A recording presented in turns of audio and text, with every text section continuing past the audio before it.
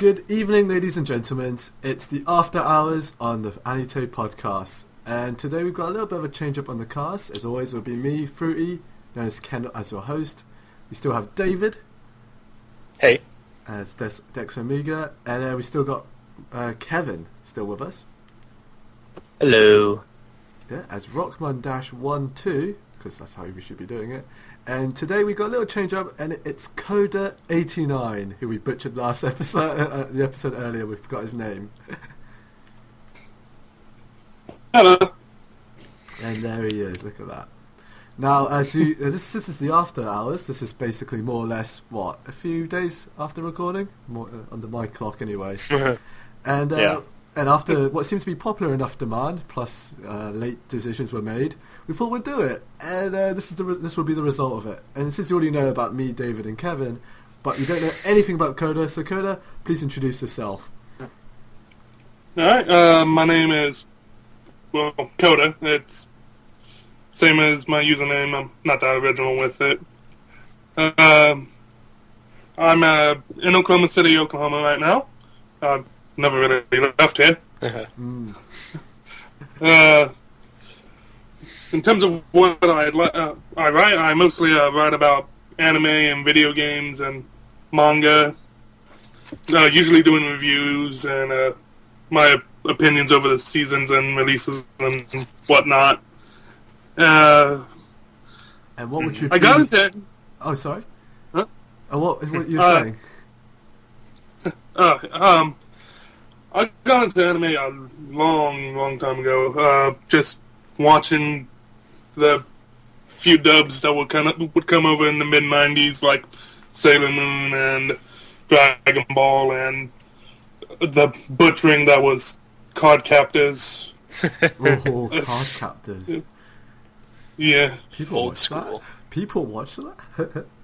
Oh, dude, you will not believe how many people are actually still nostalgic for the freaking opening to that dub. Mm. They are very, very nostalgic to that. I've found out. Mm-hmm.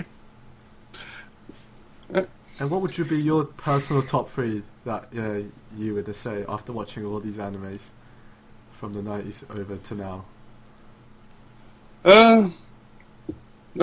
Number 3 would be Spice and Wolf. I'm All right. Ooh, I am Spice actually currently still watching that one, so... Wolf. Mm-hmm. I think you mentioned that last time. Yeah, I You actually did? didn't get that much further. What about the goldfish memory I've got going on? Number 2? Yeah, continue, Koda. Number 2 would be Gurren Lagann. Oh, Lager. Oh. The polarization. I see it. Alright. I can see it.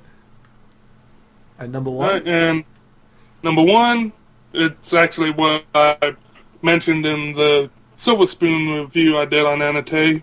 It's Full Metal Alchemist Brotherhood. Full Metal Alchemist Brotherhood. FMA. Now, I can't say Of much course. about that since David knows my slight opinion on shonens now. All of a sudden, I've changed it lately. But I'll keep quiet. But you still haven't posted that. It's because it's quite... Do it. Do it. It's quite... We all want you to. Peer pressure. Peer pressure. It's quite the attack on basically every other loved show. But hey, it's quite... I'll be there sooner or later. We're all Full Metal- created equal on Tay. So, Go do it. So you pick Brotherhood over the original airing then of Full Metal. I noticed. I mean it's obviously more of a personal choice, which you would prefer. Yeah. And Uh, what made you pick Brotherhood over the original airing? mainly because it's just a more faithful adaptation of the manga, and everything just flows better. The theming and all that stuff is consistent throughout, unlike the first anime where things kind of got changed up in the middle because they had to do their own original ending and stuff. Fair I'd enough. say the movie makes up for it, though. Shambhala is awesome. Yeah, I was It is. because I felt like even if it didn't follow it faithfully, I thought as a piece of entertainment in itself, I thought it was actually pretty good still. Like it's obviously from I think it was like episode 30, you realise all of a sudden it's quite a dark series. They didn't seem to be light-hearted in comparison to the to Brotherhood at all. So you could see what sort of series it wanted to gear itself towards when it came to the anime original stuff. So I thought it stood on its own quite well as a standalone anime. Oh yeah, as a standalone anime, the first Full Metal anime is still really good. I just think Brotherhood's better. Yeah, personal preference. Because it is better. Well, I'm not putting anyone's Shots fired. mouths. Hashtag shot fires, yeah. Right, so now obviously in the last episode we've been discussing what we've been watching, and the season's basically ended, right? So, and with this, it's always that period of tranquility, isn't there, where nothing's being airing and everything's more or less gone, you know? It's like more or less a week or two left. So You got like a week. yeah, you got that week to realise you can attack your backlog now, guys. This is the moment where you're thinking, you know, people from previous, you know, mentions in articles or maybe our podcast, for example, we mention series that you haven't watched. People put on their backlog and then start watching them when there's nothing else to watch. So in that sense, what have you guys been watching for backlog? So Well, actually, after the podcast last time, I was very interested in Estevalis' cross game. So I started that. I'm currently on episode 30. wait, whoa, there's more than 12 episodes? I thought it was like a 20. What? Whoa. It's a 50-episoder. Ooh. Anyway, I'm on 30, and I did that in a week. So it's been a good one so far. I'm liking it. Estevalis is right. The baseball, while it's a bit weak sometimes, the slice of life is excellent in it. I'm loving it. Oh, there's slice of life elements in the baseball? No, there's no room for it. It's cross game. It's very difficult to describe this because there's first episode spoilers involved. Oh, I see.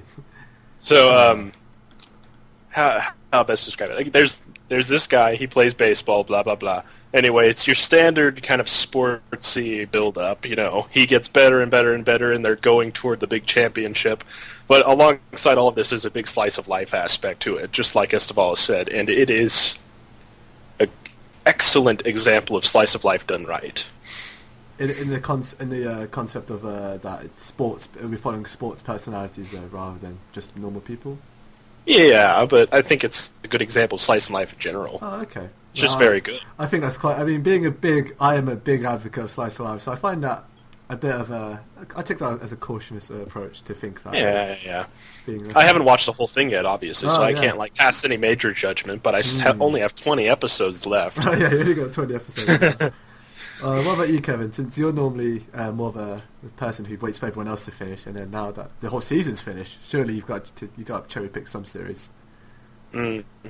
I haven't really been watching anime, mostly been playing visual novels because, well, Steins Gate, I got my physical copy, and I've been reading something for my reviews. Ooh. But the only thing I've really been picking up is I said earlier, Spice and Wolf, because everybody talks about it, how great it is, and it is pretty good so far. I'm only on episode 5 though, and I'm going to be picking up Guilty Crown after that. Interesting. I as being a person who watched Guilty Crown week by week, I must tell you now, I absolutely detest that show. It was 20... It has its moments. The moments is the soundtrack. Not necessarily all of the time. It's man, that show. I can't believe I watched that week to week. It's man, I don't even know what I can't. Look. Hindsight 2020, of course. Yeah. Guilty Crown is still leaps and bounds ahead of magical warfare. So let's just go ahead. I don't know. I detest. I really think the good thing that came out of Guilty Crown were a lot of memes, a lot of fan-made jokes about it, and the soundtrack, because the soundtrack is godly. Because basically Supercell did it, and I love Supercell. Well, half the fun with a lot of these things are the memes that come out of the fan base. Yeah. I mean, I'm bringing this up yet again, but the community of Move Love is hilarious. These people, there's a lot of memes that fly around, and they're hilarious. Anime memes. I have a ton of School Days ones. School Days.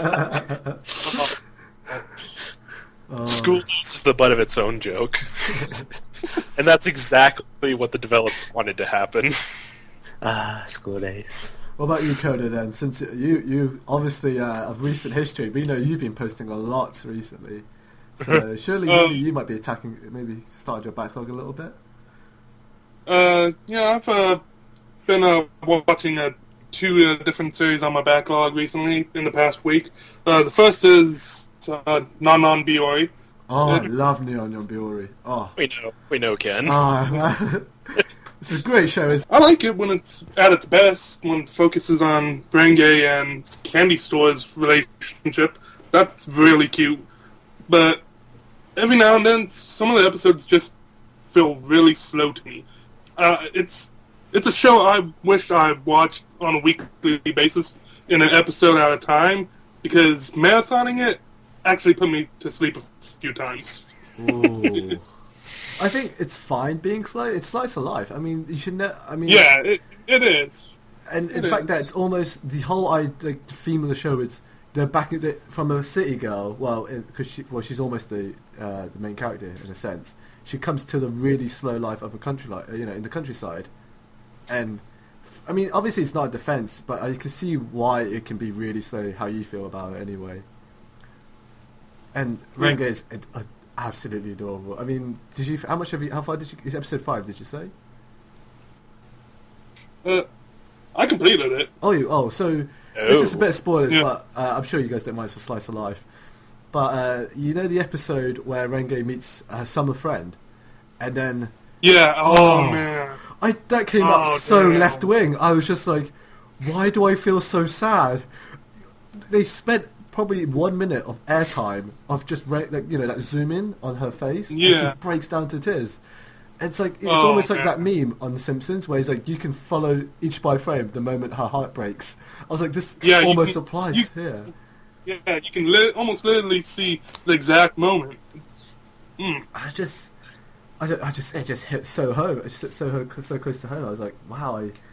I want my fun now. Where's the laughter? There is no laughter left. Yeah.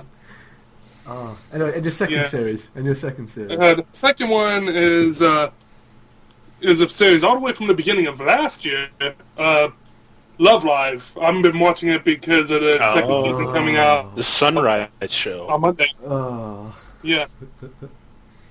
How's that going? I'm actually, I've been kind of interested, but it's alright. I mean, it's super cute.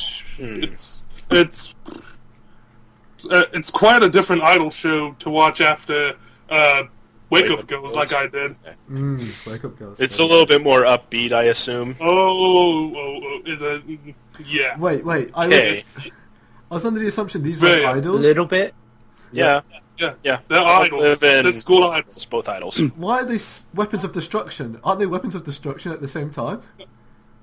You're thinking of a different show. Isn't that AK? What was it? AK-48. No.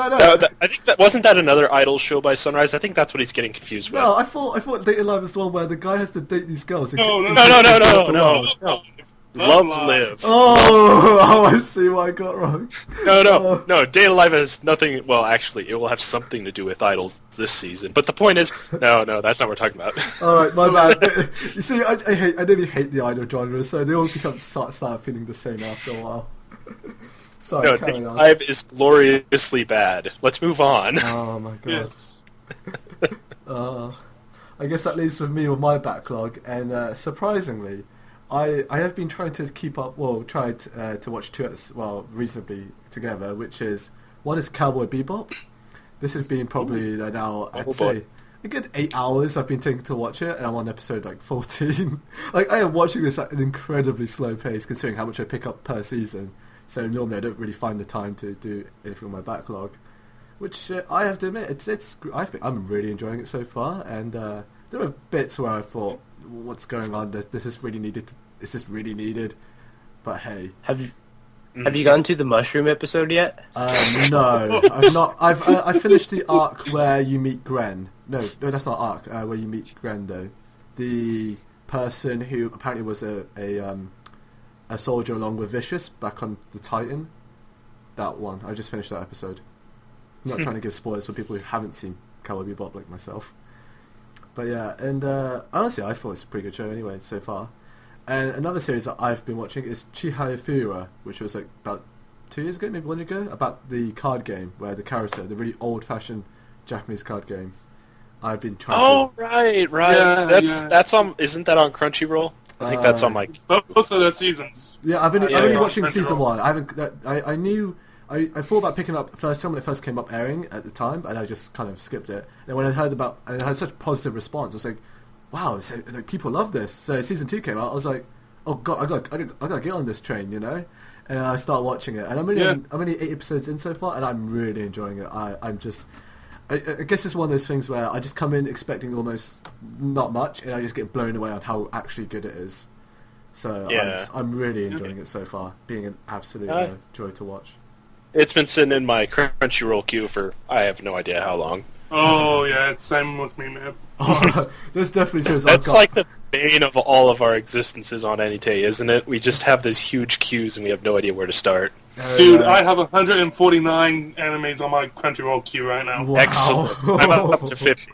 I've like now I cut my like backlog to maybe 20 to 30 different series, but wow, 30, 100. I didn't even know how I could. That's not including my bookmarks bar, really, because my bookmarks bar...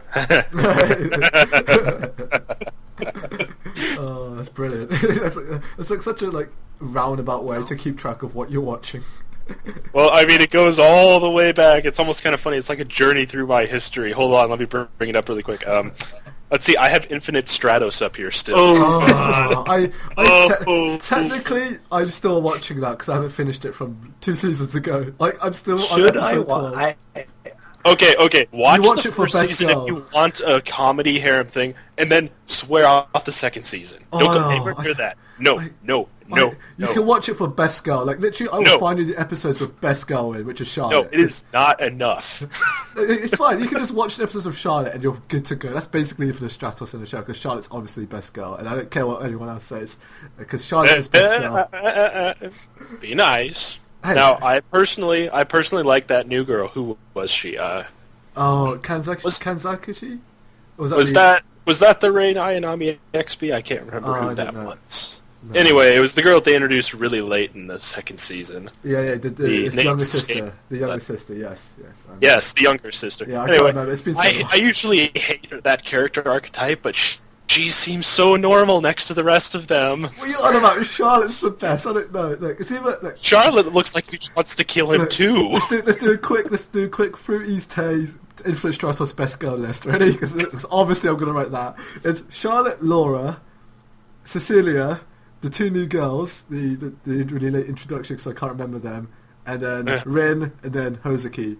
I think that's her name. Oh no, the older sister, then Hozuki. No, the teacher, then Hozuki. That's how much I hate the winner. That's how much I hate the Japanese. I think one. you're having a problem with your harem there.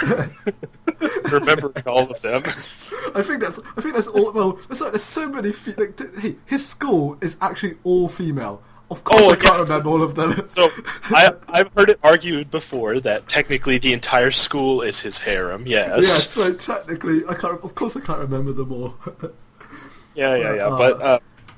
But Charlotte's Best Girl. Always remember this. But again, even Charlotte, she's kind of psychopathic in a way because she's normally all nice and sweet, but when she gets pissed at Ishika, you can tell she wants to kill him as well. Well, look, anyone could get pissed at Ichika because obviously he's so infuriating thick skull. Like, who could? Hey, you know what? I'm going to defend him here. I think I'm going to fall in with some of the community and say that he's doing it on purpose. This is a no-win situation. Of course. Well, anyway, let's not get into Influence Stratos. My God, I haven't even. Okay, yeah. I don't understand why I watched that show. Because it's Infinite Stratos, that's why you watched it. I don't know, it's just... Same reason I watch Data Life, because it's just so gloriously bad sometimes. Oh, man, I can't believe it. Anyway. Also, girls and giant weapons. Girls and giant... I'm gonna watch that sometime. Look, honestly, I will just give you the episodes of Charlotte in it, and you'll just be good to go, honestly. Shut up, Kevin. Laura's pretty good, Anyway. Don't ignite a shipping war inside After Hours. Do not. No, it's not my place anyway. Alright, so since we're actually this is recorded on what's today now? I almost forgot. Today's technically 6th in my I'm in Britain, so it's the 6th, right, of April. So basically everything in winter 2013 has finished airing, and we didn't actually get a chance to, I think, fully talk about some shows because one, we didn't have enough time for it and we were pushed for it for time, and two, not nearly all of us watched it, and we kind of just more or less skipped it because I think in the comments a lot of people were just asking how come we didn't feature A, or why did we talk about B, or why didn't we talk about C in anime A. It's like, well, it's 2 hours 25, like we had to cut it somewhere. But alright, but for Koda 6, since you haven't finished Nagi or started it, I think, right? I think it's now finished, right? I haven't started it. Alright, I just want to say I have finished it and I absolutely love it. It's another PA wonderful thing that I love. And it was so a feels good. show. It was a feels show. And It did everything it was supposed to.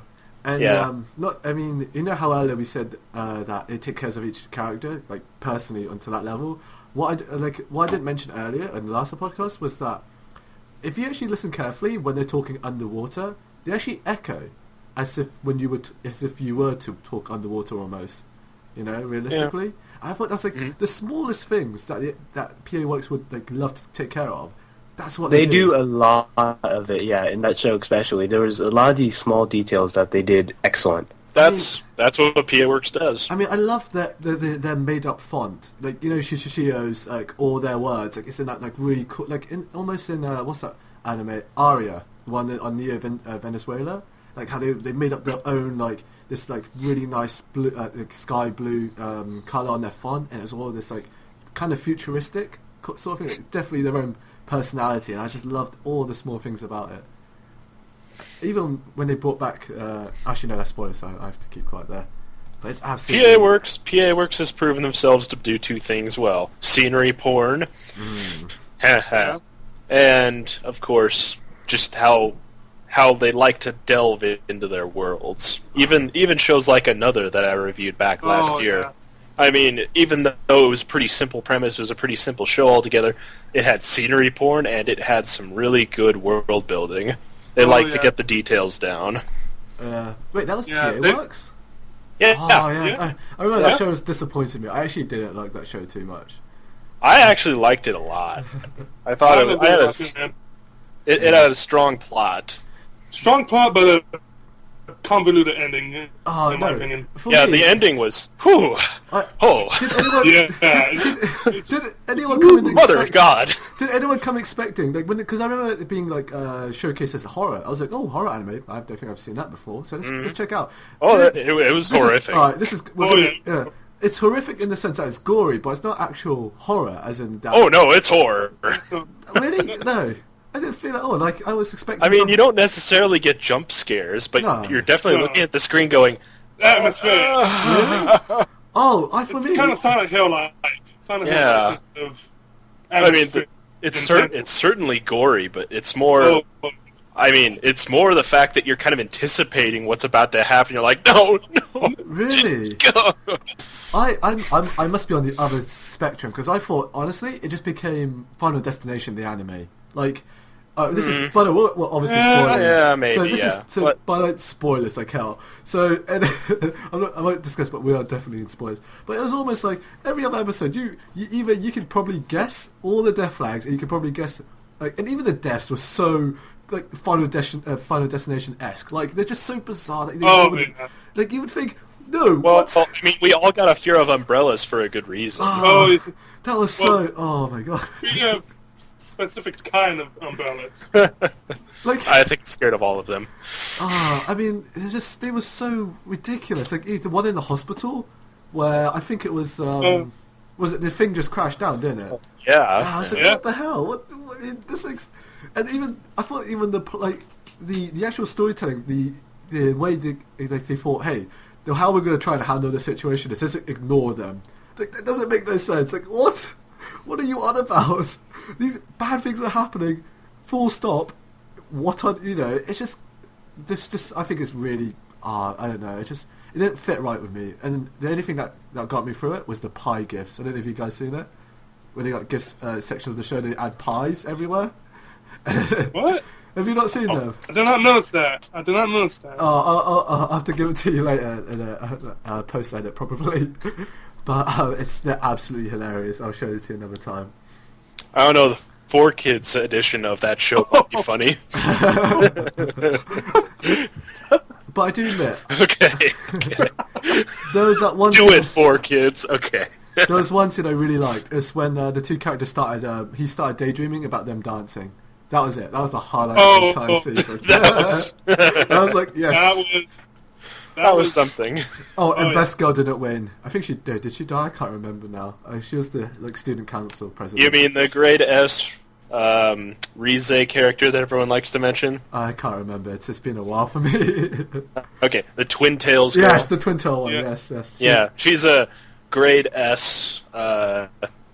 She looks like Rize from Persona. Anyway, right. Everybody clearly mentions Best to her like that. I didn't like her that much, but you know what? You guys, you're entitled to your opinions. Exactly. Just like you're entitled to your Charlotte opinion. Just move on. Hey, whoa. I think I'm on good grounds here. Uh-huh. Yeah. So, is there any show that I know I know there's lots that we didn't mention, but is there any show that you guys want to mention here now? Since this is after hours, it doesn't matter. Anything goes almost. Because I know there's a lot of love for. I know how many of us watched. Let me just prove. George isn't here, but he watched Engaged to the Unidentified with as well, along with me. But I'll give it a shout out since there's a little of a love for it, and it's clearly one of the merriest shows this season. I think absolutely adorably fun. So I'll put it there just for those fans. What about you? Did you watch it, Koda? I can't remember. I reviewed it. Oh yes. Yes, he did. Yes. Pretty divisive about it. It has its good qualities, don't get me wrong. It does have some really good qualities to it, particularly Mashiro and Takuya. I mean, not Takuya, Hakuya. Ugh. Oh, I have to defend Benio here, though. I was reading it, and when I found out you weren't a big fan, you didn't think that Benio... No, well. I loathe her. Ah. Loathe her. I sat on the other spectrum once again. Oh my. She was such a yandere that was done in such a nice spin that it felt almost refreshingly well, like really good. I loved it. Like she was really good comic relief, I thought. Absolutely brilliant. Her yandere part is a good quality. I'll agree with you on that. It's just her siscon is way too much. God. Really? Half, she only talks about little sisters. Literally, all she talks about is little sisters in the second half of the show. Yeah, I mean, I think that's just Japan in general. I don't know what's Japan with them and their little sisters. I mean, this was that other show. Recently, My Little Sister was unusual. I don't know what's going on in there. I don't really want to touch it. I think Pooper. There's so many shows that feature that want to go around their little sisters. I mean, one of the bigger show, what was it? My Little Sisters Can't Be This Cute. I mean, I actually like that Emo? show. Emo is amazing. It is good. I like that show. It is good, but until the OVAs. But I mean, obviously, there is a OVAs fascination. were pretty good. There is clearly a fascination with the audience, or maybe make the authors with their little sister. So maybe you're attacking that rather than the show, because I thought it sit well in the end. Because without it, I mean, just Mashiro alone wouldn't be enough. I thought her love for Mashiro being Benio, that is. Yeah, but I mean, they kind of took away from all the other stuff to focus on Benio so much. I mean, there's just so much that they haven't covered by the end. Maybe.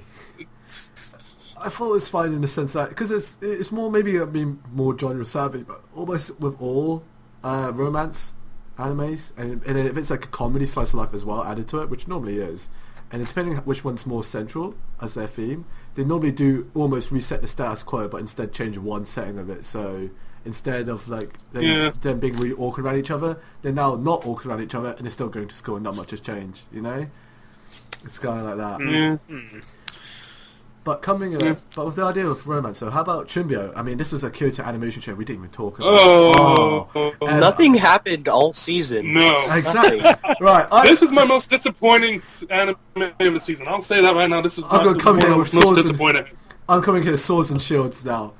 I think it was absolutely great. It was great, but nothing happened. I liked it because I'm a huge fan of the first season. Really huge fan of it. But it's just like he said, nothing happens. Everyone basically enters in the same as they exit. I mean, interesting. I haven't watched this. I see it as this. I'll try to keep it out of spoilers. The first season is almost about just them two getting together, right? I think, and at the end they do. Spoilers, I guess. But they eventually. That was a spoiler. That's season 1 though. So it's although let's be honest, I'm an expert at finding these flags, so I would have known in the first season anyway. Anyway, you would have known the first minute of the show. It's very obvious. So normally how I see it is, the first season is an arc, and the arc is the two characters getting together. The second arc, I see it as how they maintain a relationship and what happens when they encounter a problem. And obviously, and it happened. It was a season of filler. Yeah, pretty much. You see filler. I see it as an obstacle in the relationship. Like when the obstacle appeared, we had to deal with it. I mean, granted, there was like the odd episode with Nibatani and Dekimori, but that's always we always have that because they're pivotal characters in the group. But when it comes to the actual relationship and the plot, I thought even they progressed it. He told him to they told Yuta to be more aggressive, get on the maybe they should do something together. And when the obstacle came along, they had to overcome it, and that was the series of them seeing if the relationship could sustain any obstacle they would meet, and if they could get back over it together. So while people say that even if nothing did happen, it's almost like in a relationship, for them it would be natural that nothing would almost happen because they've now just met this obstacle, and they don't know what to do. They're newfound couple. Like they don't know what to do. They're just smitten by each other, which I thought was really nice. And as a series overall, it was brilliant. Like just how they handled everyone, and when we introduced a new character, and we had to, obviously she was a big pivotal part of it as well, and it just sat really well, and just really as a really solid series, being a romance, I thought. As an outsider to this discussion, I will say that there's some merit in what you're saying. Sometimes it's good to have just two people in a relationship having daily stuff happen. I think that's what you were saying. Yeah. And that's what we had in Sakura Trick. But even in Sakura Trick, we had a kind of progressive plot, some kind of consistent plot narrative to hold on to. It was still episodic, but there was some overarching plot to the whole thing. And I'm not sure. I haven't watched it, so I don't know what Shunbyo had. Maybe it had a good overarching plot, but maybe it just didn't have one, and that might be the problem. It was a good episodic romance, but maybe it wasn't necessarily a good season when it comes to the plot. Yeah, I'll agree with that. Yeah, each episode was cute and stuff, but there's just nothing really connecting them. And this seems to back up what Richard was saying at the podcast, which was if he wasn't already invested in these characters, then he wouldn't be interested. You sound like you have to be invested in these characters. You want to see them happy. Yes. You want to see them in a relationship in order to like this show. Yeah. That's the outsider's perspective that I just pulled from this. Yeah. I mean, there's obviously an argument to be had that, maybe people didn't... I mean, I can see it why people wouldn't enjoy the fact that they didn't really get far, but that's how I see it, like I said earlier. We had the first arc, they pulled us in already, and because of that, I felt that the second season was good enough as it is. But hey, everyone good enough, but still, I enjoyed it, but I was disappointed, really. I'm really disappointed in how they actually treated Shichimiya in this season because careful here. It kind of careful here. Yeah, carry on. Well, not just that. I mean, they kind of reset her character in the middle of the season. The first half of the season, she's clearly just a friend to Yuta. She's just clearly a friend, and she's not in love with him or anything. But no, that's I see it as the obstacle. Rika doesn't know that, and then it's how Rika reacts to the whole obstacle. Obviously, this girl comes out of nowhere and is so close to Yuta, and Rika's going to be like, whoa, back up. Back up. I gotta say, Rika pissed me off all season. Oh god, yeah. And I really enjoyed Shichimiya as a character, but yeah. You It guys sounds like I'm gonna. It sounds like I'm gonna have to watch this so I can it's a really bring good my show. opinion It's to a the good table. show. I mean, I've yet to see the movie, but I really enjoy Rika. I thought she was still best girl in that series. But You have some interesting. I'm just gonna say this. You have some interesting best girls. Well, I know for the actual for the one that was good to at least how who Yuta really should be with. Easily Rika's best girl anyway. Okay. I can't say anything, of course, but No, okay. no. Toka's best girl. Toka's the best girl. Well, no, we all know Rika's sister is the best girl actually. Her and Maybe. her. I don't know. Oh, she's absolutely hilarious. If you say so, man. If you say so. No, she really is. She just doesn't have that much screen time. Oh. It's just a problem. But anyway, I'll tell you what the series that I know. I think maybe all of us watched. Did you watch Nisukoi, Koda? Yep. All right, now we haven't. Obviously, I'm the series. caught up still. Yeah, the fact the series hasn't finished yet, so we've only got the first. 11. We are done with the first core, and we're heading on to the second Yeah. now. Yeah. Did you catch up with it, Kevin? Yeah. Yeah, Actually, so- I've been watching it.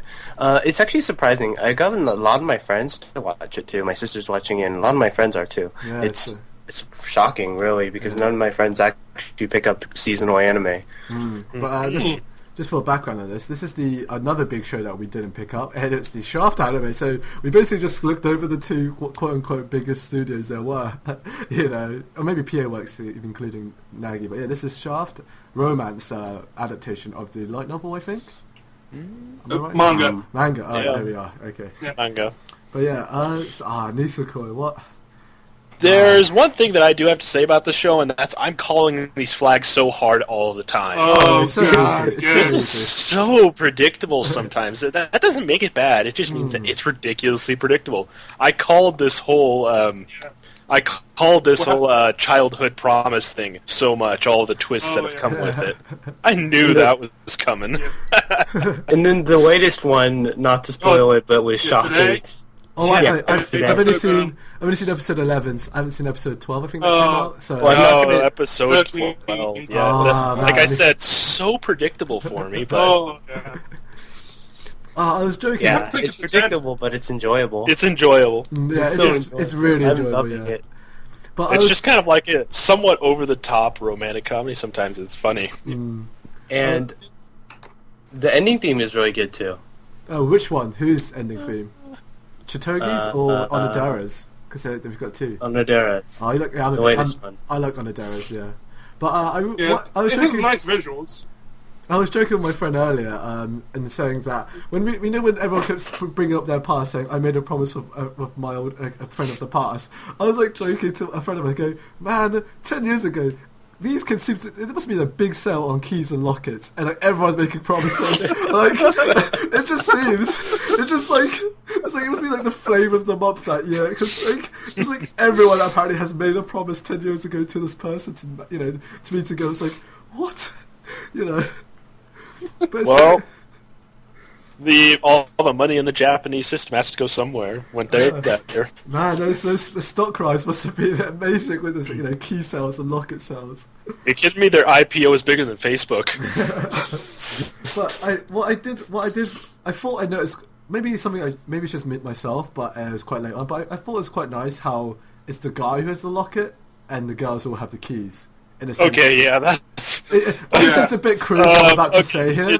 It's a bit crude what I'm about to say here, but because No, you're not, because this is a trope. I thought it was quite nice they did that, I thought much more tasteful, in my opinion, than Witchcraft Work, which was another romance anime that maybe we can go on to. But I thought it's much more tastefully done like that. That everyone is the key holder and the guy is the locket, which is really nice, I thought. Yeah. But being anime savvy, I know who wins, and I'm slightly sad because I'm an Onodera fan.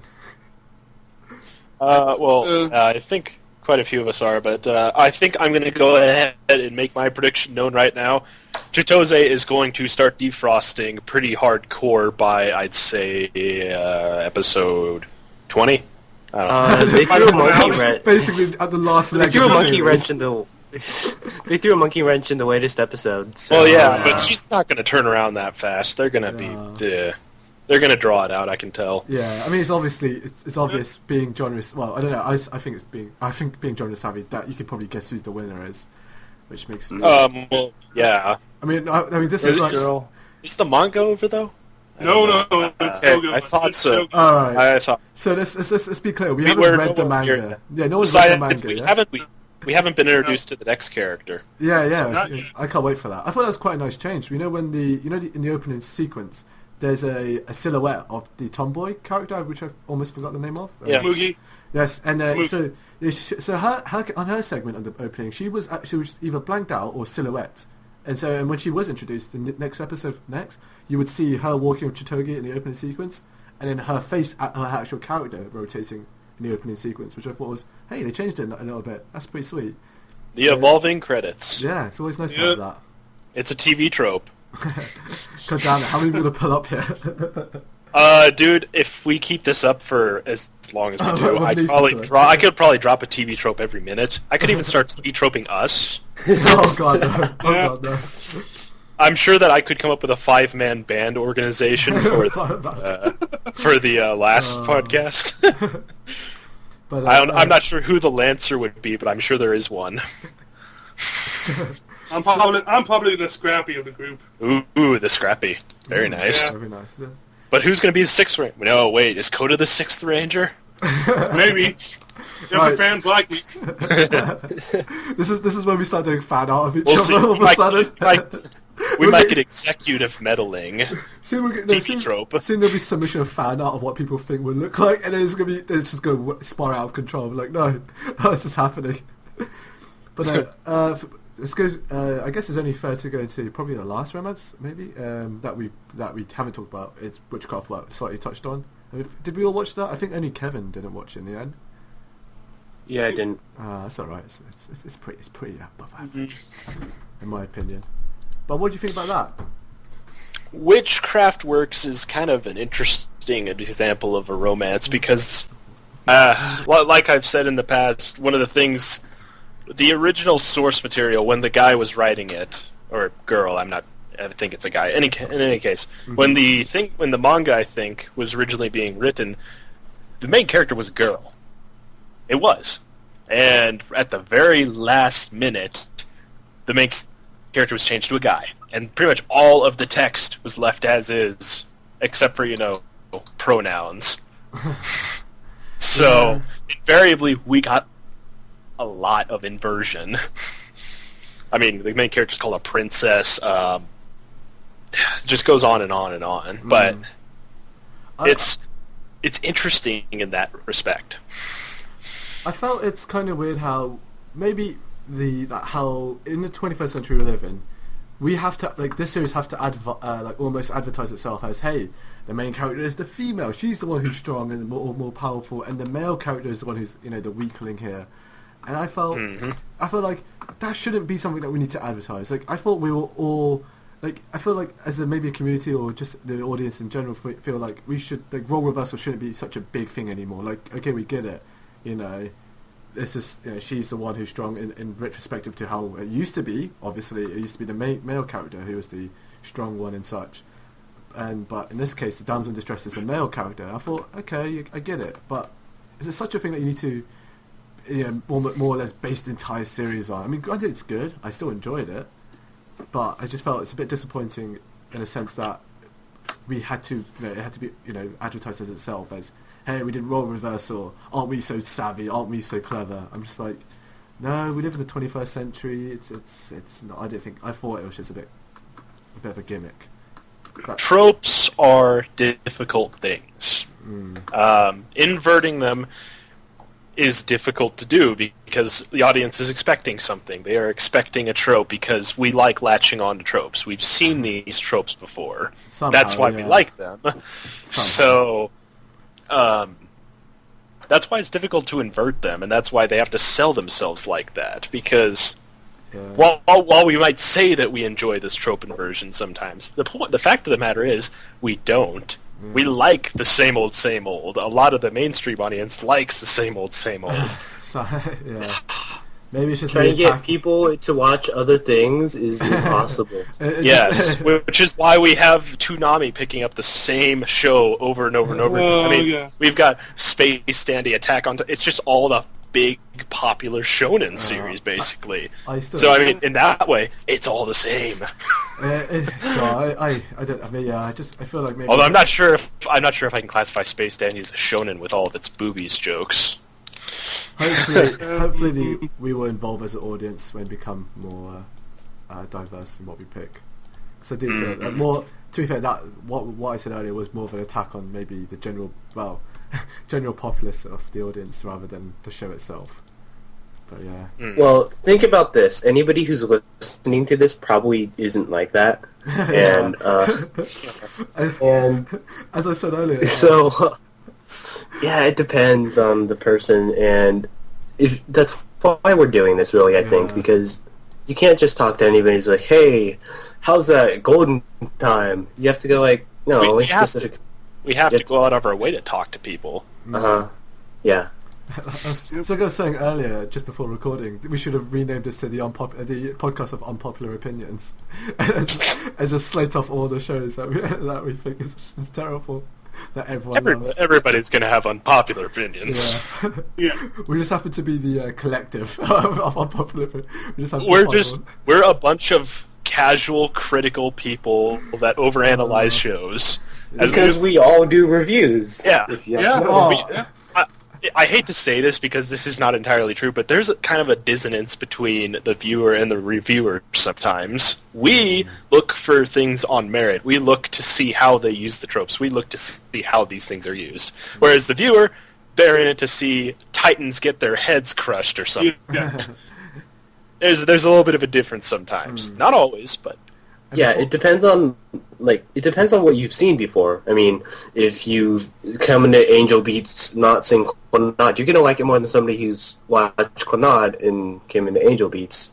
It really depends on what you've seen, what you've experienced, and that will shape what you view on it. I mean, if you've seen hundreds of anime before watching Titan, you're not gonna like it as much as somebody who's only watched one or two anime.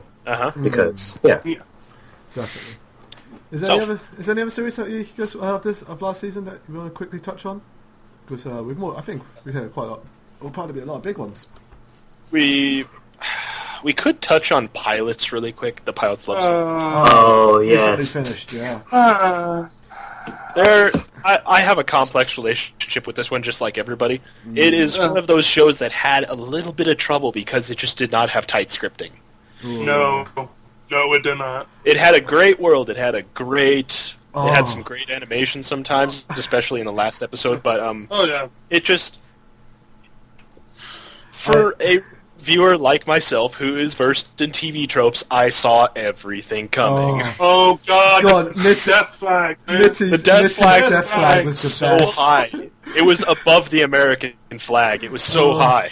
Yeah, I haven't seen the last episode yet, but I saw that. So you have seen episode 6 with Mitty then.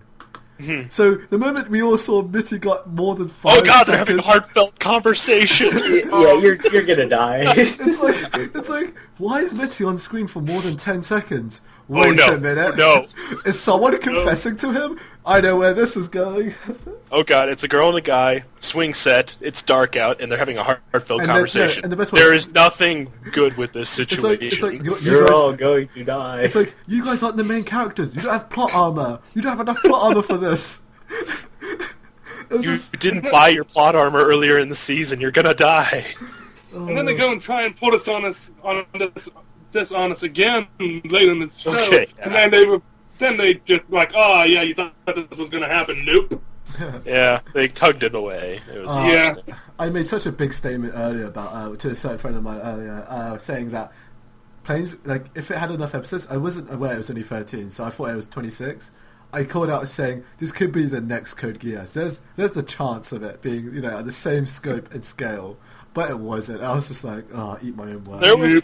There was a chance of it being a great series, mostly because I like planes. Yeah, same here. I thought it had the formula. It had it had the formula for being the great like Code Geass. It's scoped out really well. We have the certain faction. We have an exiled prince who comes in who wants to have power, to overthrow what happened.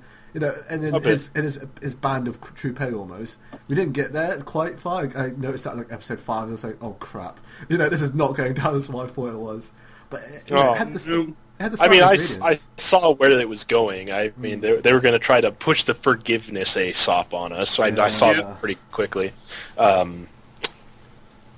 Yeah. But I tell you what. Oh, sorry, you say? I was just going to say, again, it didn't have tight scripting. It was... Yeah. No. It had a passable plot, I would say. It really stumbles in the second half. Yeah, a bit, yeah. I will say that I did enjoy the ending, mostly because the animation bump there was so fine. Oh, yeah. Yeah. There's where the budget was. I was wondering where it was. It wasn't long, but it was enough to save the episode. I gotta talk about the one thing that really pissed me off about this show. Oh. The trainees fighting the damn planes with rifles? Yeah. It's a bit weird. I mean, I can try to play devil's advocate here really quick. I mean, they are trainees. They were not necessarily supposed to take these people on, but they don't have enough planes, so they might have to make do with what they have. But, even then, it's got to question why there aren't a bunch of those giant machine guns laying around. I'll give that. Although I'm definitely going to call out people who say that they were Hollywood tactics in this, because some tactics they were using were not necessarily bad. It's just that they were just trainees. I mean, when they get into a circle and they try to do a stationary defense, that's one of the best things they could have done. It really is. But for some reason, I was under the impression that the SkyClan had lower technology planes. I remember them. Did they say that? I think they try to pass it off like that in the. They said it was a ruse. The commander said, "No, they have these monoplanes. They aren't as good as us." And I'm like, barbarian. Yeah, I was just saying, because when you do it actually appeal on screen, they're like, that looks nothing. It's like almost the same. What are you on about? So I thought. The difference between these two planes is one is a VTOL and has two engines, and the other is a monoplane. They both have a very specific set of things they can do, which is what really kills the trainees, because they can't keep up with the monoplanes. They aren't as fast as them. They aren't like that. So they have to resort to using their stationary ability to their advantage, whereas these monoplanes, they can just kind of keep taking passes at them really fast. Yeah. So in that way, they're more advanced, but not necessarily astronomically ahead. And was anyone really weirded out? This is for me personally. I always find this weird when animes do this. When Nina Viento took off her makeup, for some reason her eye colour changed and eye makeup. I was like, when I first saw it, I thought, no way, no, because I thought, no way, did she easily just change it that quickly? Go back a few seconds. Her eye she took off her wig. I know what you're talking about. It goes from blue to purple. It's like, what the hell? Her wig is actually also her eye makeup, her contacts, and her eyelashes all in one. I was just like, you know what? I'm just gonna look past that. I'm just gonna pretend that didn't happen. We'll just pass it off as off model and leave it at that. Yeah, it was kind of weird. But I tell you, what I really enjoyed is, I know you haven't seen it the last episode, Kevin. But I just want to say it does a really common thing with a lot of animes where they play the opening song at the last few minutes of the last episode. And I thought it did that really well. Yeah, it had the opening theme power up. Oh yeah, it was so. I thought it was the perfect opening song, and it just worked so well. It really came through in the end. A lot of people were probably very mixed about it, especially at the beginning of the series, but it fit that moment in the anime perfect. Yes, it was. I love that song as well. It's such a really good song.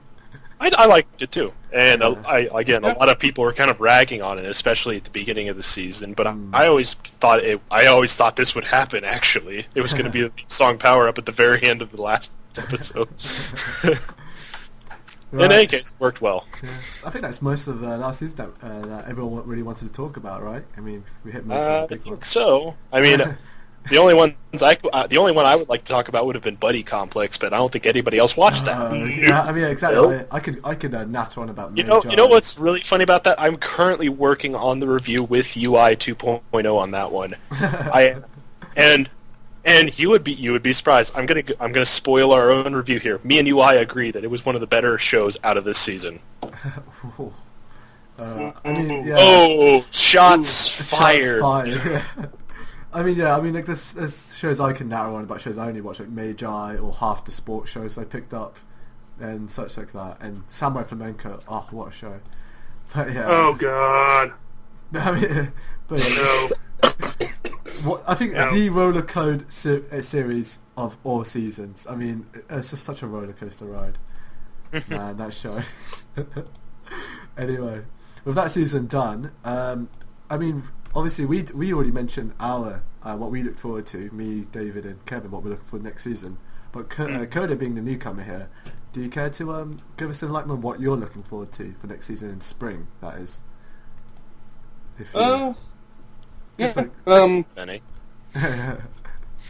Well, one that I'm really excited to watch and actually loved the first episode of it yesterday was the second season of Mushishi. One of my favorite animes of all time. Yeah, just aired, yeah. I've yet to watch anything that's aired just quite yet because we just hit that moment of dead air where there's nothing being aired. But yeah, that's really big. I'm really looking forward to it when it comes out. Well, when it will finish airing. Anything else apart from Mushishi?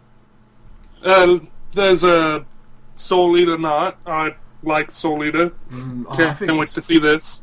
Yeah, it's a bit funny how it's a prequel, but I just love the universe anyway. Like, have we all seen Soul Eater? Yeah. No. You haven't seen... lately, I've noticed that Soul Eater's gotten a huge boost in popularity. It's insane. I mean, it's because it's coming back up again with its spin-off. Yeah. It makes sense. Yeah, no, I mean, no, I'm not talking about the, like a lot of, it just randomly pops up, like, the last anime convention I went to, there were so many Soul Eater cosplayers, and none of them knew that there's a new show coming up, so... Maybe maybe the manga's ending soon, or a big arc happened. The manga ended last summer, sometime like that. It? Yeah, ended last year. Very disappointing ending. I love that universe. Oh, man. Yeah. Anyway, but I love the universe, and the fact that we get to go back into it again. And I suddenly realised that the main characters in Soul Eater are kind of dunces. Like, they're really academically poor. Because when I actually read up about Soul Eater Not, these are about the high-level students, you know, they're like the advanced students. So I was like, wait, Mako, Kid, and Black Star aren't, like, considered the top students in their school? Oh my god, they are. They like, I remember, like, in this test episode, like, they all failed. I was like, oh yeah, they're kind of actually awful academically. So yeah, I just love the universe though, and it's funny we get to revisit it again, which is always great. Visiting a well written up universe anyway. Depending on what people think about it, I might just rewatch that, watch that and rewatch Soul Eater. I haven't seen Soul Eater in a long time. I watched it when I was in like 7th grade, and I'm like a junior now, so it's been like plenty of years now, and I don't know what to think about it. It's been almost a decade since I watched it, actually. Yeah, it came out a long time ago. It came out like 07, 08, 06? Something like 07, yeah, 07, 08, something like that. So long. It's been a while, yeah, but it's a universe I really loved. Like it's so well written, and like it was just so wonderful how creative it was. It's like the Japanese version of The Nightmare Before Christmas. Yeah, man, Tim Schafer scares me. Not Tim Schafer. Well, Tim. Oh, what's his name? Tim Burton. Tim Burton, yes. He's a scary man, I think. He's clearly... Oh, yeah. He's clearly mentally unstable, in my opinion. Tim Burton's a weird man. I don't know if he's scary or not, there's but a reason he's definitely a weird guy. There's a reason why they let him off at Disney. I'm just saying, like... Okay, well, yeah. Like, Disney are a pretty good, easygoing company, I would have thought. And if you're that, like, you know, out there, I'm pretty sure there's, they're on good solid grounds to say, Tim, we're sorry, man. We can't keep you around. Like, you're scaring everyone at the office. You gotta go. I mean, like, even that Alice in the Wonderland movie, that's like, what's going? I don't even... You must be easily on shrooms to be thinking about this sort of stuff. I don't... Anyway, clearly off topic here. Not even anime now. Yeah. Yeah. But something I did promise, well, I said we would do in the podcast that we kind of forgot to do and push for time, is that we'd read some comments off. And I'm going to take this chance in after hours to read some off, if you don't mind, guys. Because it's one of the things I really right want ahead. to achieve. So in the open article that was posted probably now 4 weeks ago, 3 weeks ago, there's DustyBot. He said he was looking forward to Black Bullet. We've all read about Black Bullet, right? Yeah. The one with the virus and the stuff. That seems...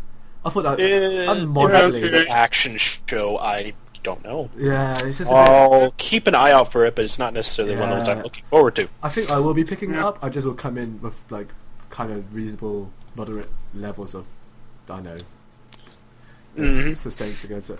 Akuma no Riddle, the Yuri show that everyone's... The Yuri action Yuri insanity survival. show that I am anticipating highly. Everyone wants a piece of this. Yeah. It's like everyone's like, You've got Yuri and people dying. Honestly, that's enough. Yeah, so it's honestly like, everyone just picks up because of that. It's like, really? Okay then, let it be. And I think none of us mentioned it was Knights of Sendonia. That was the one. This one's going to be a difficult topic for me because it's by Polygon Pictures, is it? Yeah. They've handled like On the the spot. animation production for a whole lot of 3D CG shows, which it channels the same kind of 3D CG that Arpeggio did. And while Arpeggio did pretty well with it, I'm not sure I'm gonna like Knights of Sidonia for that. Yeah. It's gonna be weird. I can tell already. I've seen a couple of the shows that Polygon has done, and it's not always good. Hopefully not a lot of people will be turned off by the 3D CG because obviously, like you said, Arpeggio is really well done. But I think we're getting to that stage where some studios are kind of either embracing the fact that 3D CG can be used to save budget a lot. Because I think it's good that they're trying to push this envelope because the more shows that we have that are 3D CG, the better it will get. Well, no, to be fair, Polygon Pictures are the 3D CG specialists, I would say. Like their movies. Who did?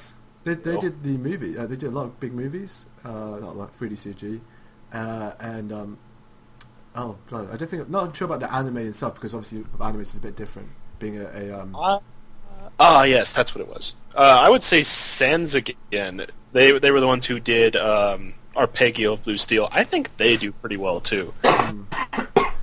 But, I think I'd pick them as the best. But yeah, hopefully people won't be turned off by the fact that it's going to be quite.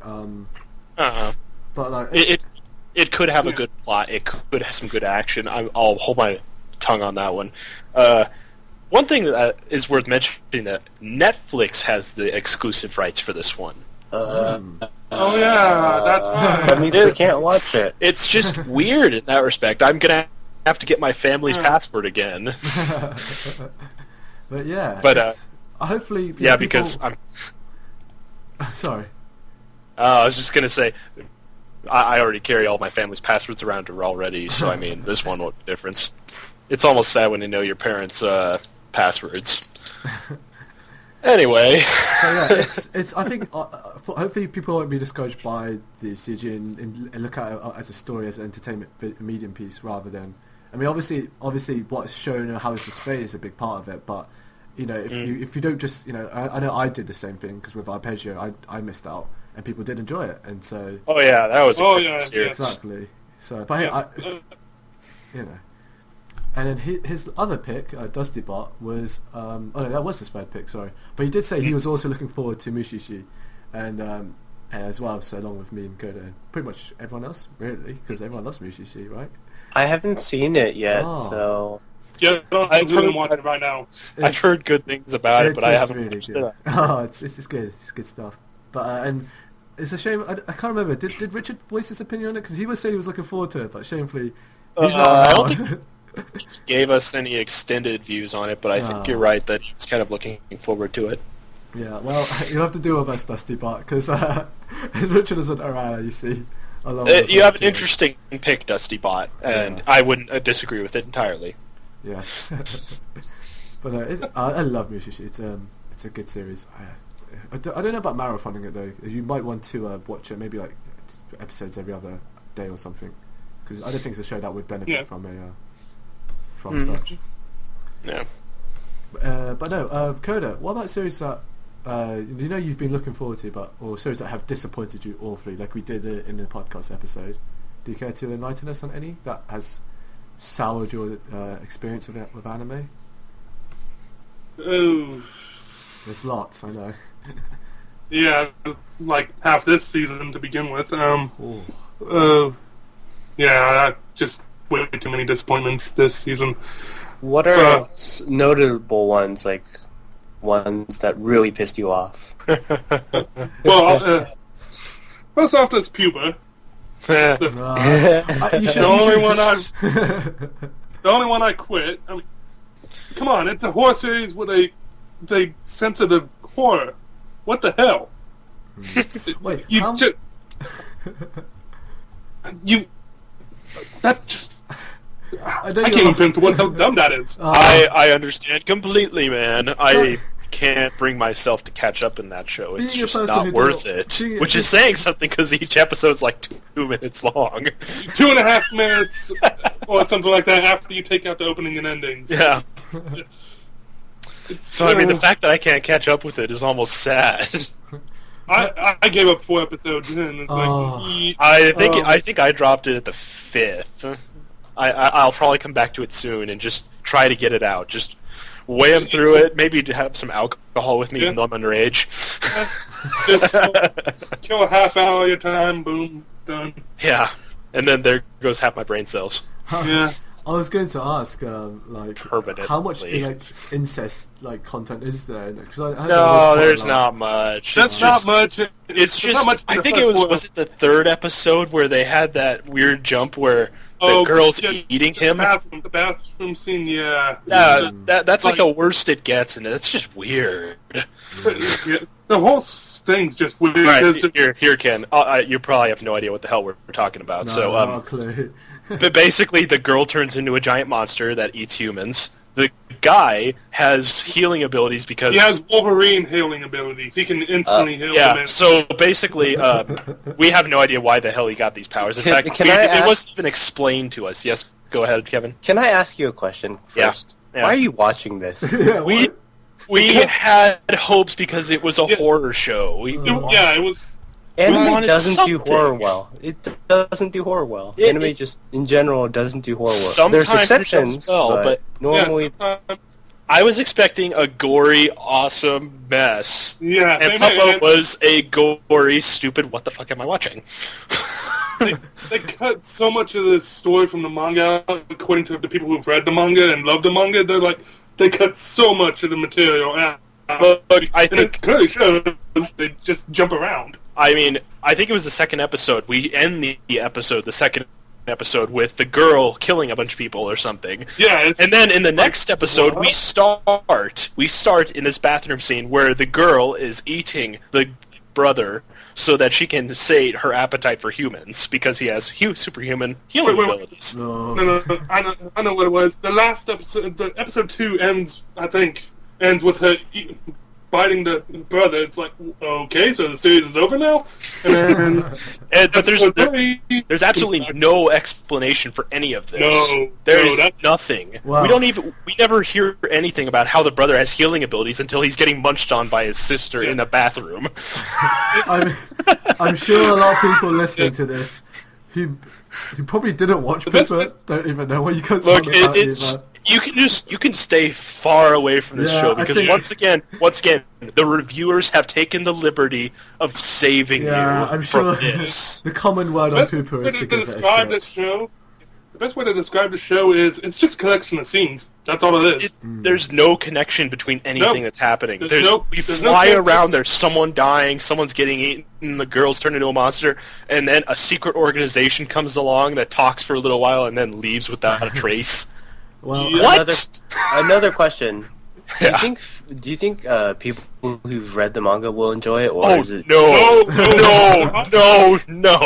Manga fans are pissed. They are pissed at this adaptation. Oh my god, there is so much cut, you can tell. Oh yeah. It It reminds me of the Fate Stay Night Unlimited Blade Works movie, where it was literally like just action and they cut so much because they tried squeezing like hours of a route, like let's say like 40 hours into like a movie, and it didn't work. I But would love to see like a statistic on how many chapters they squeezed into this season of Pupa.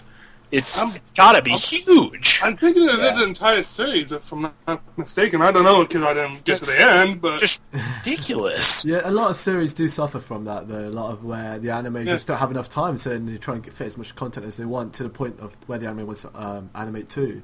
I mean, I know Yuzakura Quartet, a show that I dearly love, that was quite hasty in the first three or four episodes, and in how much arcs they're going to try and complete and content-wise.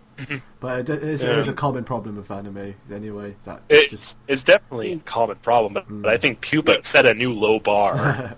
Oh, and another thing another thing wrong with Pupa is it's just so cheaply made looking. Oh yeah, the animation is horrible. You know how Sakura Trick was by Studio Dean too, and how it had a clever animation style to cut down on the animation? It is not clever in Pupa at all. There's lots of blank backgrounds and crap. It's just... there is no scenery, there is nothing. There's a whole bunch of washed out colors. You can tell that they're saving budget. When they're in a forest, the backgrounds are just kind of like green and brown all smushed together, and you're like going... Oh, that sounds like a forest. What are you on about? Are you trying? This isn't artistic at all. This is just a bunch of colors mushed together. I have a Studio Dean boycott for a reason. Yeah. No, never. Always bet on them. Always bet on them. After you're gonna watch Pupa? I have to. No, look, I'm not going to subject myself to that sort of punishment. I don't have enough. I have to question Studio Dean's ability to put out a good anime every season after I've seen Pupa.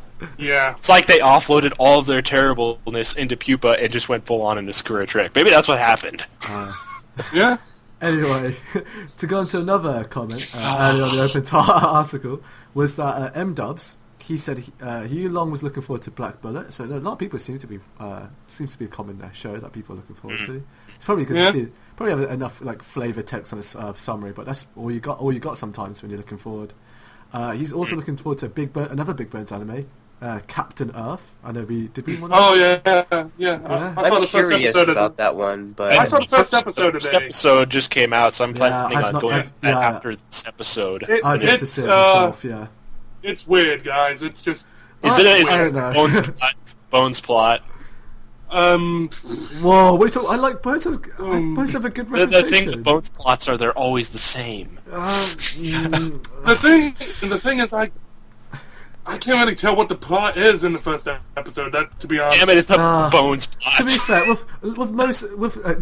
I know I have this. I have a little inclination with mechanics, but most mechanics is genuinely how can we get this your underage person to pilot a mech to do this. It's basically, I can't remember who said that. Was it you, David? I think no.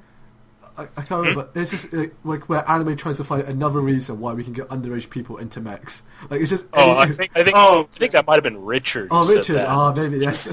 Maybe, but yeah, you definitely have to come up with new contrived reasons every season to get people in mechs. Yeah, and I will say this episode was real pretty though. It was really pretty, which I come to expect from Bones, but it's just. I know I didn't say this one of my top lists looking forward to, but I know I am really looking forward to this though. Like it's got a lot of the bit of Bones and Star Driver classics behind it. You've got the Eureka 7 staff and Star Driver staff behind it. So hopefully it'll be good. I mean, I hear Star Driver is actually really good, unlike Eureka 7. Oh, the first one, the second sequence was not so good. I hear. But anyway, it seems quite promising. A lot of promise behind it. A lot of. I think what we're all thinking is, will Bones be able to redeem themselves this time? Well, because they've had some bad streaks with their series in the past, particularly with their endings. They never know how to end. Yeah. Ever. Yeah. Well, I think they do really good series. I mean, they did. Let's not forget they did what I really liked was Noragami. That was a Bones show. Yeah, I like Noragami. Granted, they are handling Space Danny, but to be fair, when you got those sort of people doing it, they're writers anyway. How can you turn them down? I guess. But just to quickly list them off, they did the Full Metal series. They did the Dark and the Black. Yep. Gosick, Ungo, Star Driver earlier, and Toko Magnitude 8.0, and obviously Soul Eater. So I'm just saying, I think they've established themselves already without the need. I think they do good series, just iffy endings. That's the downfall.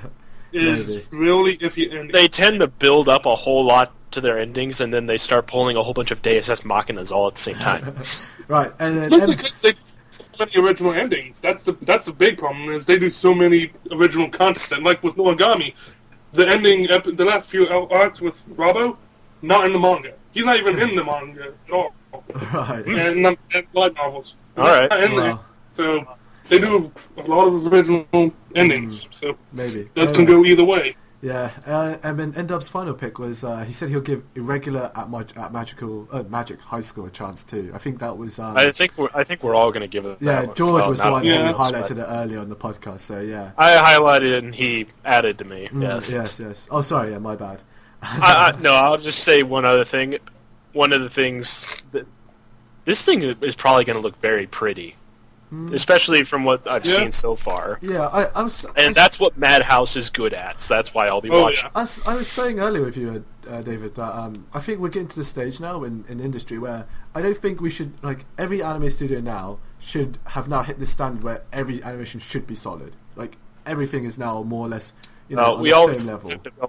We always have to have them pushing the envelope somehow, because, like I said earlier, we have Polygon Pictures. They're pushing the 3G CG thing. Yeah. We're always going to get better. So we'll have certain studios who like specialize in a certain, like obviously with Shaft, it's just their direction and what they put on the screen.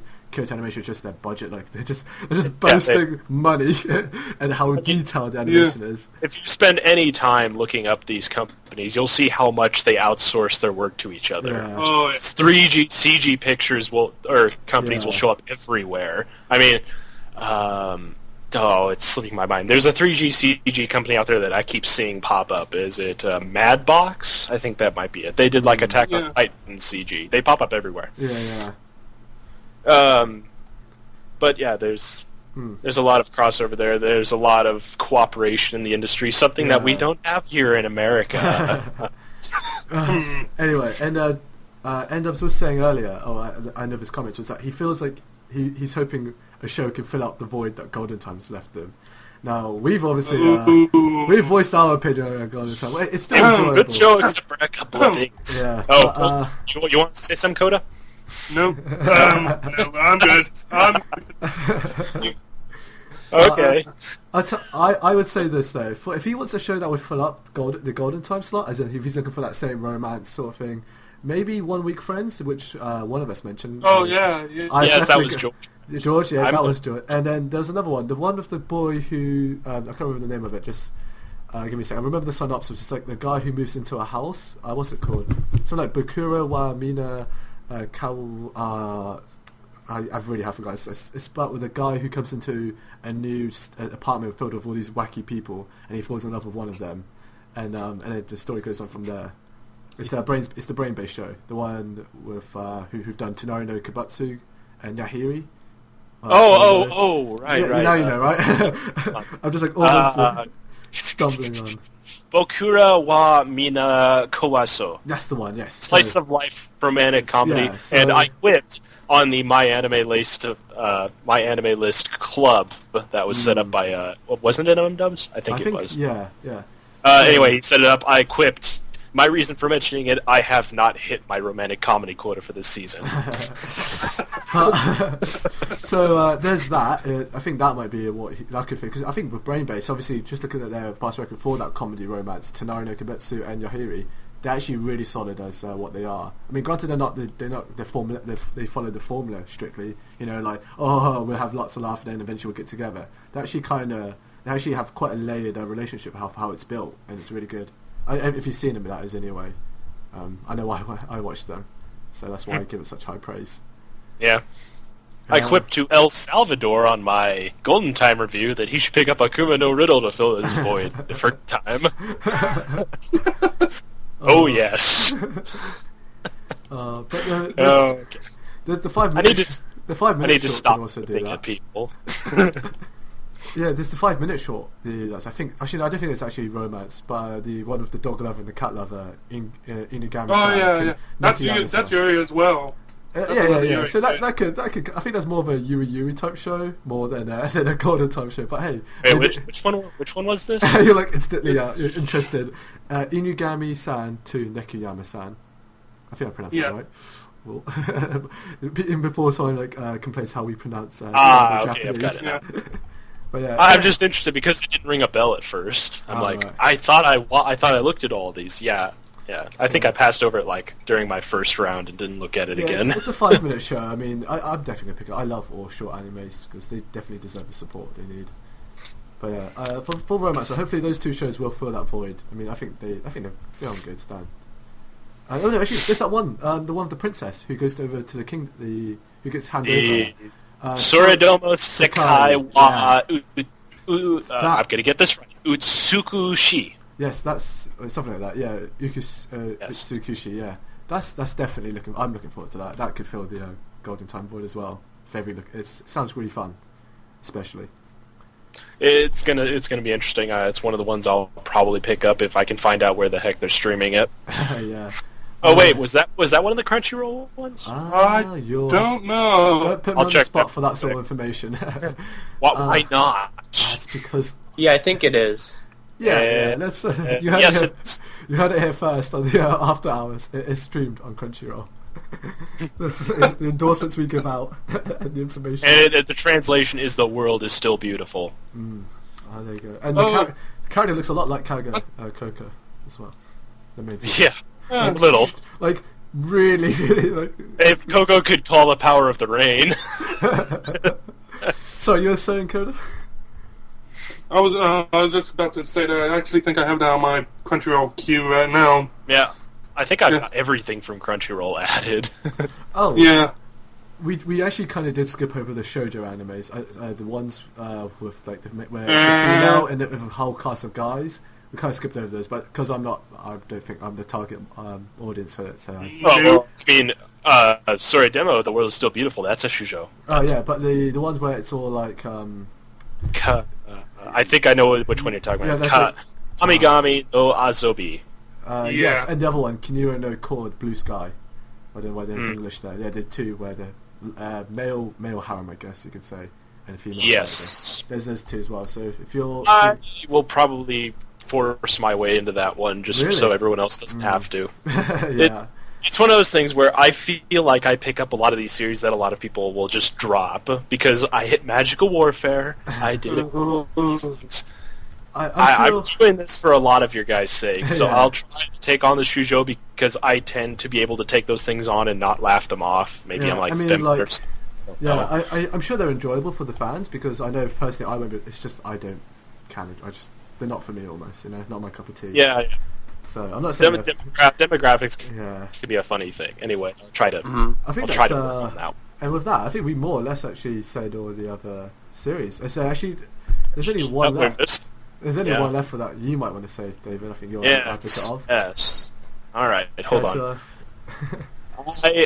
Back in the last podcast, I did have my 3, and I was mostly good with them then, but I was also kind of wrong. The more I think about it, the more I think I'm going to enjoy Goku Koku no Bernhilder, which roughly translates to Bernhilder in the Darkness. In any case, I think this one's going to be good because it has the propensity to be really good because it's kind of a psychological action sort of show, and there's going to be a bit of romance in it as well. And it sounds like it's just going to be mind screw. It's brought by the people who did Elfen Lied, right? Am I right in thinking that? Yes, it is. Yeah. And I think we're all anticipating that it's going to be a lot like that. It's been a while since I've done a big hit show, actually, when I think about it. Have they? Yeah. I mean, they did Wizard Barrister last season, and that's all I remember. And Wizard Barrister was pretty fun, but I kind of dropped off. It just gone crazy. But they did some big hits like Maoyusha. But a lot of people were a bit polarized by that show, it seems. But yeah, they've been absent on the scene for quite a while, I feel. So so I'll briefly plot synopsis this for you guys.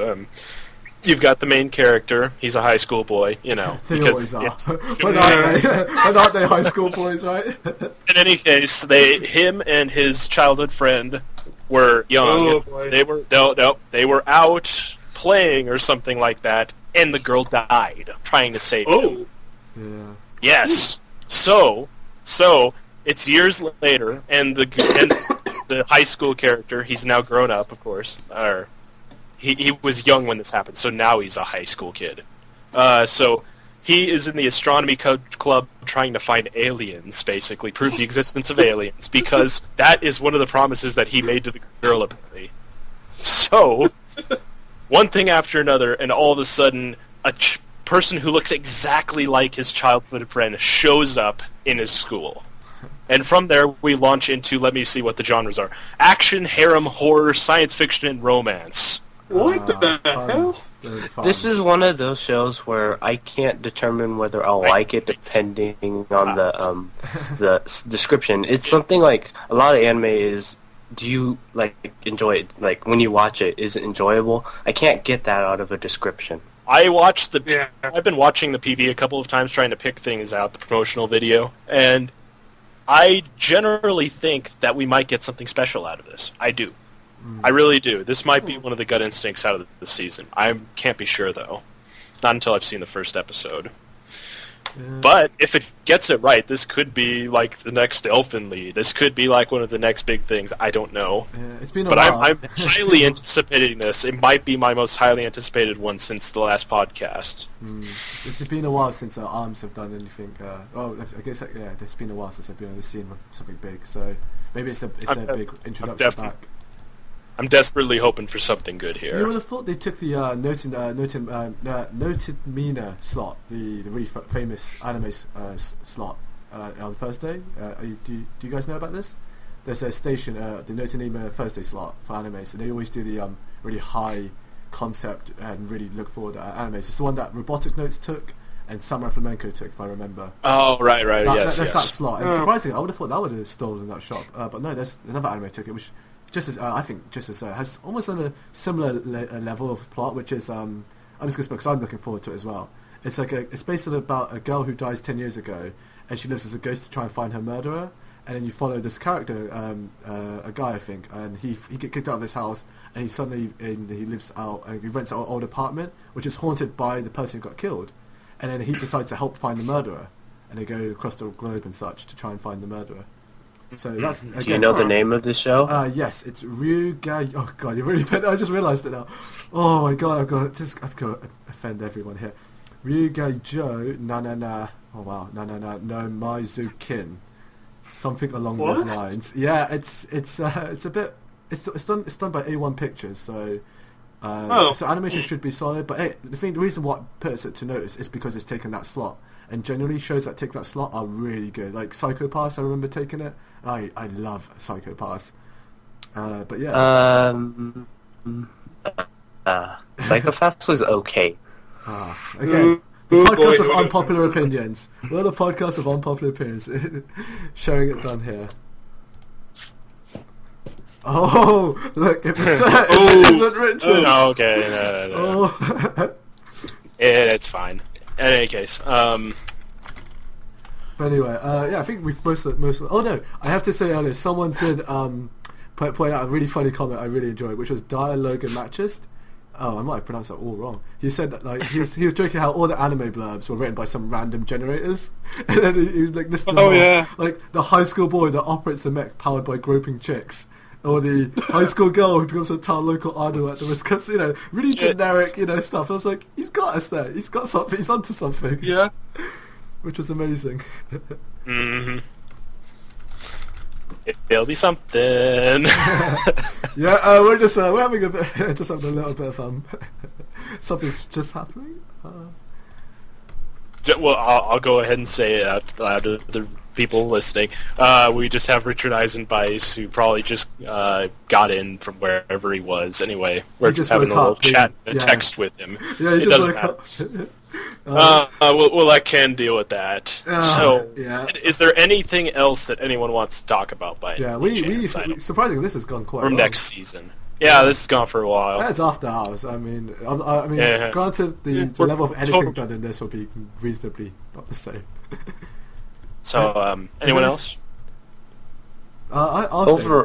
Oh, sorry. Overall, though, this season it doesn't appeal much to me. There's nothing really getting me, but I'll just wait until you put your links and saying what's good, and then I'll probably change my mind about that. But yeah, I actually think I have an announcement to make. Actually, oh, please do.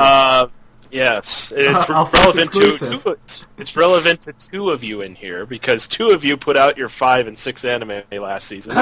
Oh dear. Everyone's on edge now. I'm like, what have I done? What have I said? we all know how we kind of stepped on each other with that one, me in particular. So I am going to try to plug as hard as I can that we're going to have Ani-Tay come together and we're going to have 10 anime of this season that you should be watching. Oh, God! Ani-Tay 10. Oh, yes, look at that. So I'm going to be plugging that one pretty hard. Wait, so I expect everyone to contribute. Who this has been to apply to? I don't think it's me all of a sudden. Is it me still? Oh, it's you. Since you God put damn it. I thought I slipped under the radar still. Like I said, this is for Ani-Tay. This is for all of us. Okay. So this will be. I still have yet to understand exactly how we're going to do it. But. All right. I think anyway. If that's the case, actually, I really want to promote Ani-Tay on the Skype conversation. Actually, I want to see because eventually I'd love to see this being more of a. Obviously, I'm British, so I don't actually see much of the activity that still goes on here between you and you, Kevin, and George. Actually. But I'd love to see more people join on the Skype conversation because obviously, comment system, normally on Kinja, it's a bit weird since you have to wait for someone to post an article, then you can have a discussion, or you go to an old article to find a discussion. I mean, hopefully Skype can just be the replacement of a fast response messaging system, obviously. But yeah, hopefully I'd love to see more people join the Skype call, so if you could add me or David, really, we'll just throw you in the call, and it'll just be fun. Because actually, we're just recording this on the call, so this is why Richard's just like nearly. If Richard did come in, it'd be really. We'd have to wing that even harder than we are doing now. So Ani-Tay, we have our Skypes here. We would love to see it become a thing among Ani-Tay. These after hours, the way I envision them is we'll take a look at the list and see who's on. Yeah, we're just like we'll call you. Yeah. We just pick up and be like, "Hey, what's up, man?" But yeah, these things are going to be really unstructured. They're going to be really freeform, like you saw here. We just kind of went off on a couple of tangents, even more so. I'm going to be honest, guys. If you're listening, there will be no chapters. I mean, this is going to be even hell. All right? The only reason I could chapter the podcast last episode because it was structured. I actually knew when we talked about something here. I'm not even going to attempt to. Yeah. Hopefully, you guys will understand that. So this is anarchy. You guys can. If you add us on Skype, we very well might just bite you off the cuff one day. Yeah, you'll probably just be in the episode. Yeah. We can't control that. It's just something that happens. Bonus points if you're able to record. I mean, yeah. Koda we only grabbed yesterday, and you were quite the elusive man. You eluded me for the best of 2 months, and we finally got you there. Damn you. Right, we seem to have exhausted each other out here, especially with a lot of opinions clashing. So let's round it up, guys, with a few shout-outs. David, do you want to go out first? Well, just like last time, you can find me on Dexomega at Kinja, or dexomega.kinja.com. That's where I write my stuff. I've been a bit under the radar recently, but I'll probably start getting back into things. I think that's sort of what happened. Yes, of course. Yeah. You can, of course, follow me on Twitter at DexOmega, blah, blah, blah. And, of course, join us on Ani-Tay for extra fun. We always love people on Ani-Tay. Yeah, because it's going to be quite a while since we do the next open article and podcast, actually, so it's going to take a couple while. weeks. Mathematically speaking, this will be 4, so. Kevin? You've got a big one, yeah. You've got a big one. I'm going to first plug the Ani-Tay podcast YouTube channel. Congrats, by the way, it exists. Yeah, you did it all yourself. Yeah, it has all our blessings, really. I just search Ani-Tay podcast and I'll upload everything we do on Ani-Tay up onto the YouTube channel. So if you want to listen to the episodes, you can that way. And then my YouTube, Rockman-12, and then Kinja, of course. We should probably mention that there is no video though. I believe is there. I did have a quick check as well. There's one. It's a still background. I Yeah, think. but hey, it's it's fine. It works, right? It's all we need. It's just like a visual novel. Yeah, it's like it's apart from there's no reading. It's no reading and no pictures and there's no H scenes. So We've I don't got know. we've got a low budget and H scenes on every visual novel. Bad boy.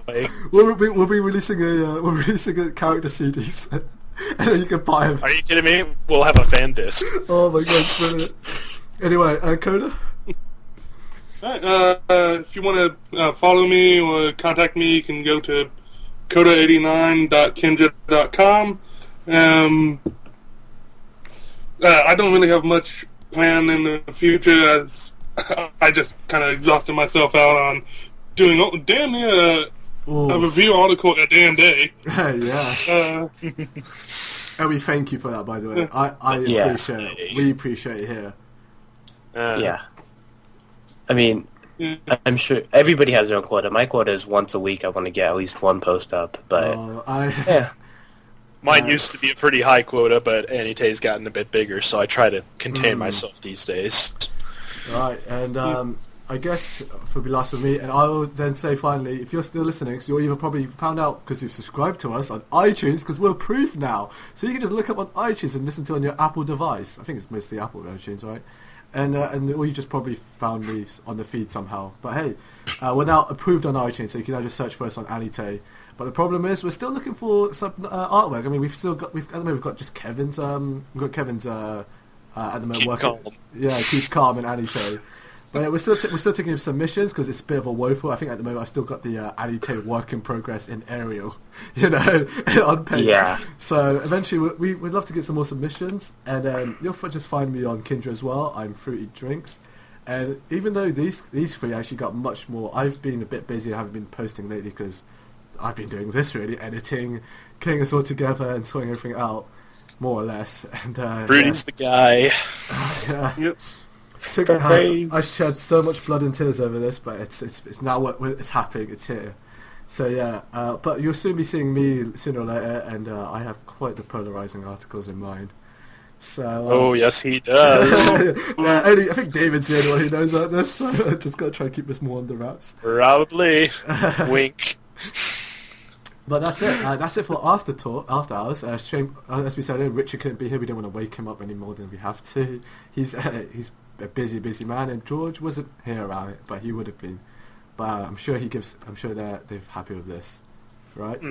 Yep. With that, see you later, guys. Bye. Bye, everybody. Bye, we were here. See ya. Bye.